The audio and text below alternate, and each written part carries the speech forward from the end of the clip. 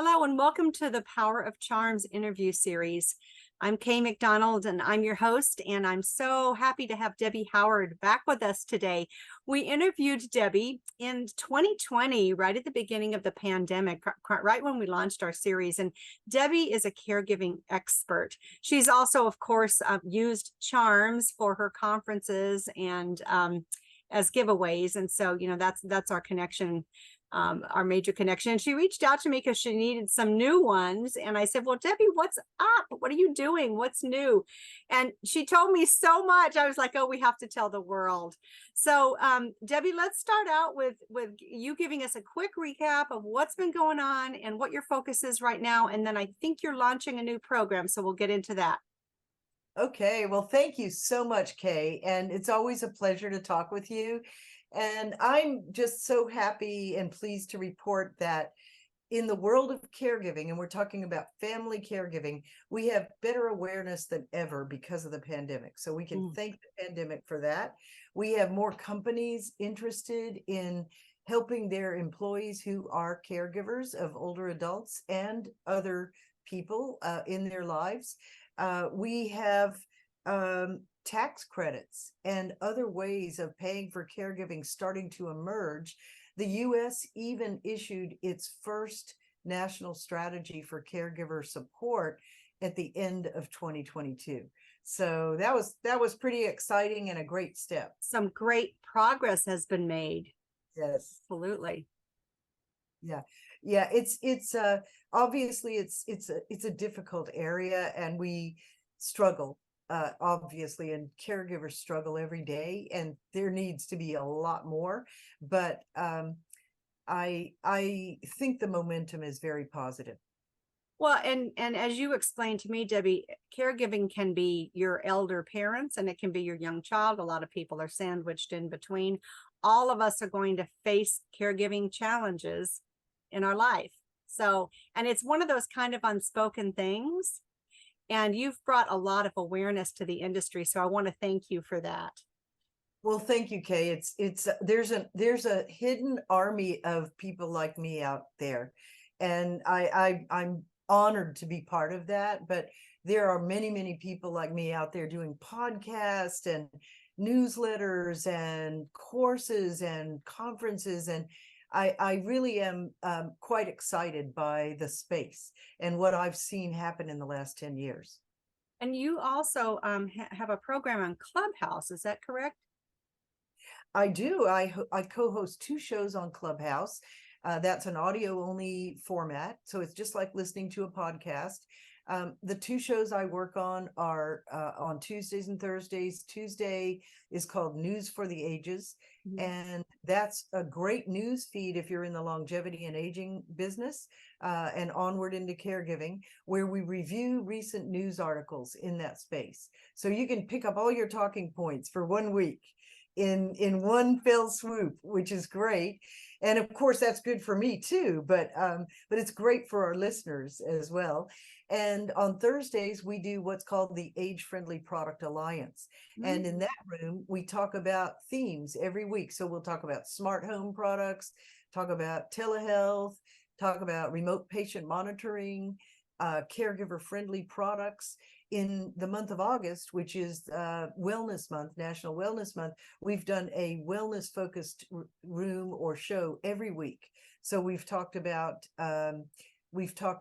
isolation and prevention of social isolation and intergenerational communications.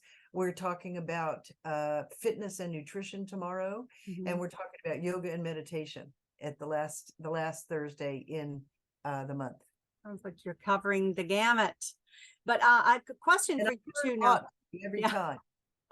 So I know that you work with individuals and you have a new program launching on September 8th, which we'll get to. But I also wanted to mention a new development that you told me about, that you're starting to see companies and corporations really becoming aware that this is an area that they need to focus on. Can you tell me a little bit about some of the inroads that you've made in that arena? Yes, that's been a tough one, because during the pandemic, and even before, there's been of course, companies constantly have a lot of challenges, and of course the pandemic brought up work from home, and before there was DEI, and there's always DEI issues and a host of issues that What's DEI? uh diversity, equity, and inclusion. Oh, yes. Okay. Yes, I know you know what that is. Well, I do, but sometimes using acronyms, people are like, what is that? So I always clarify when anybody uses an acronym. Yeah, we throw the lingo around, Yeah. don't we? Anyway, yeah, DEI is so important, and of course, a lot of the resources in companies have gone towards that and other issues. And then, of course, with COVID, we had remote work from home and all kinds of issues that really kind of overshadowed, let's say, any new issues, such as helping older adult caregivers or any kind of caregivers. But what happened in the pandemic is we saw mental health as an issue really come to the forefront. And we saw that we also saw caregivers come to the forefront, all kinds of caregivers, as you said, young, sandwich caregivers caring for young and old. We have a new awareness of the role of caregiving in our lives and in our workplace. And so companies have been slowly but surely picking up steam on this trend and realizing that, wow, caregivers struggle with depression, clinical depression, and all kinds of negative impacts, physical, emotional, mental, financial. Why wouldn't we want to make sure they are supported as well? And it kind of starts with the employee resource group and getting that awareness starting to build in your workplace, and then coming up with some programs that support your workers who are employee caregivers. And I, of course, have been preaching this for a while, and my second book came out in March of 22. And that book is called The Caregiving Crisis: What It Cost Your Business and How to Fix It. And so that book is basically a primer on how to make your workplace more caregiver friendly. And so I've been very happy to see the trend picking up steam. People are listening to me more. I can get appointments more easily, workshops. And we just trained 42 HR directors across the nation within a holding company that has about 15 companies under it. Wow. So I don't want to say their name right now because I don't have complete clearance to start saying their name out in public, but we just finished the training this summer, and they are moving right into implementing a lot of the things that we came up with in the workshops. So that's just super exciting. And what they're driving for is using November, which is National Family Caregivers Month, as the month in which to really, they sort of drip now, and then they really have a strong campaign this November. So it's a pretty exciting time to be working in this space. It's an exciting time and a service that's so needed. I'm so happy to hear about your progress, Deb. And I know your second book is geared towards companies, and then your first book was geared more towards individuals. What's the name of that first book? Oh, thank you so much. I should have them here to hold them up, but I will put them in the show notes. Maybe, I do have them. I'll put a link to them. There you go. Oh, with a nice sunflower. Yeah. On them. This one, the Caregiving Journey, information, guidance, and inspiration is for individuals. Okay. And this one is for companies. So we'll put links to both of those in the bottom of our interview so people can find out about them. Yes. I also wanted to mention that you and your company are very philanthropic, and there's a lot of nonprofits in your arena as well as for-profits. I always ask my guests if they can choose one or two nonprofits that that they think are doing great work, and we can include a link in the bottom for our listeners to go on and learn more about that nonprofit and donate if they so desire. So tell us about yours, Deb. Okay, well, there's one called Caring Bridge, and I'll give you the links for these, Kay. Yep. One called Caring Bridge that allows caregivers to blog about their experiences. And I really like that one, and I've heard a lot of good things about it. So I would say that one's a really good one to look at. And let me get you a link for another one, because I don't want to misspeak. I don't have my notes in front of me on that particular question. I'm sorry, but I'll get you I'll get you about three, because there are some very good organizations. There's one organization that trains people in caregiving. Mm.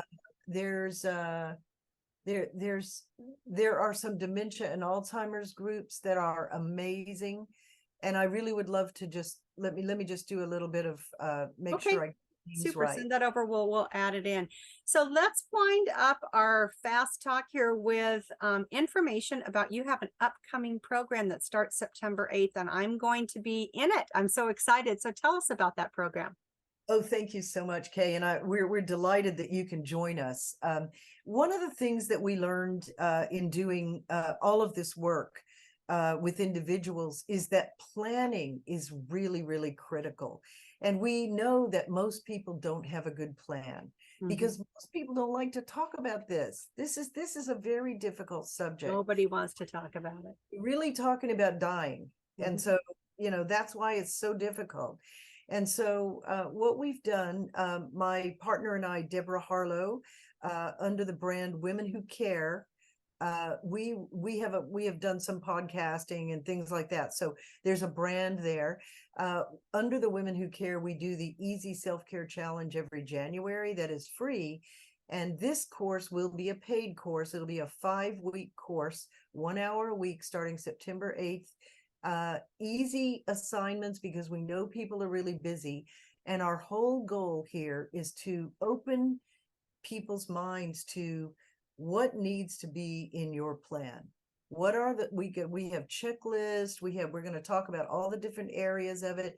What kinds of legal documents do you need? What kinds of medical documents? All kinds of documents do you need?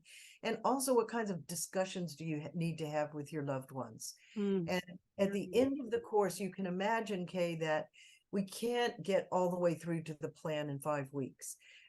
We could if we spent a lot more time, but for 5 hours, right, what we're going to do is make sure that everyone understands by the end of the course exactly where they stand with what they need and how far along they are.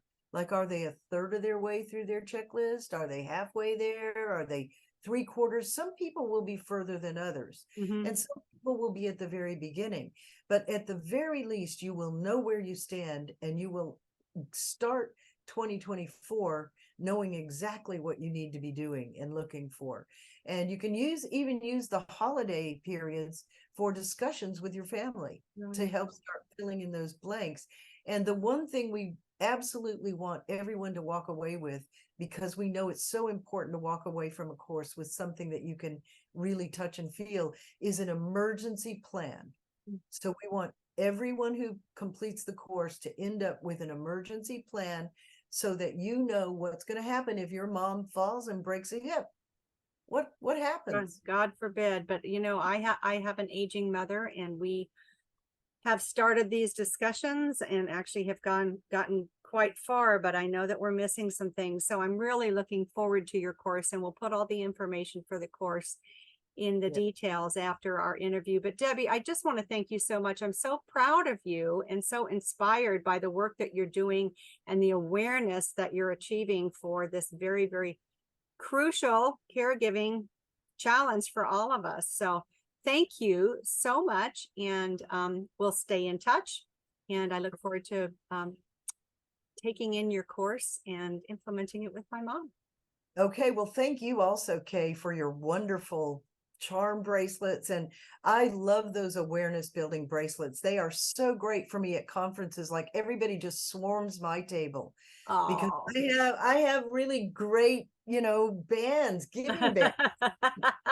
Really great cards are so nice. There's such a great memory for people to know who we are, to read about my books, and to remember, importantly, to take care of themselves. Right. Caregiver. Well, Yeah. I'm so glad that you're able to use them. That's what Charity Charms is all about. So Deb, again, thank you so much. Everybody, look at the end. We'll have links to her books and links to the September 8th session Mhm. and looking forward to watching further development from Debbie Howard. Okay, well, we'd love it. We can't wait to see you there, Kay. Okay, thank you so much. Thank you. Bye.